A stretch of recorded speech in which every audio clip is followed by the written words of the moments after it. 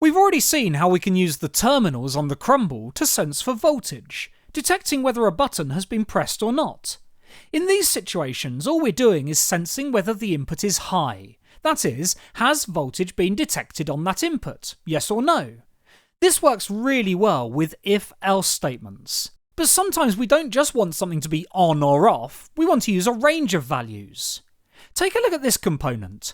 Unlike the push button, which either sends no voltage or all the voltage, this slider will gradually increase the amount of voltage that is sent as the slider position is moved.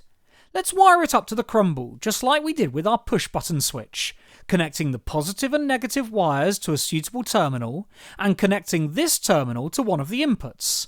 This time I'm going to use input B. I'm also going to connect a single sparkle in the normal way. So how can we detect the amount of voltage being sent to input B and use it in some way?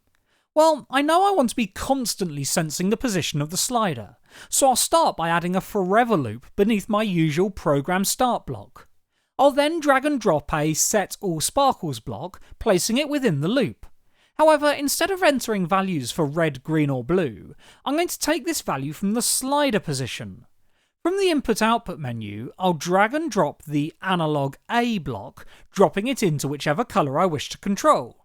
Of course, on this occasion I connected my slider to input B, so I'll change that by clicking here. Okay, let's test the code and see what happens. Fantastic! As you can see, as I move the slider up and down, the brightness of the sparkle changes, from a very dim red to a very bright red.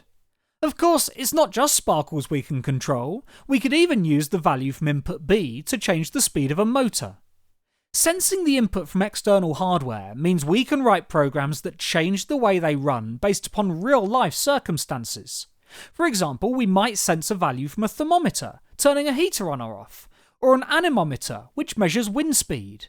This could be used to automatically warn drivers if the wind speed is too high on a bridge.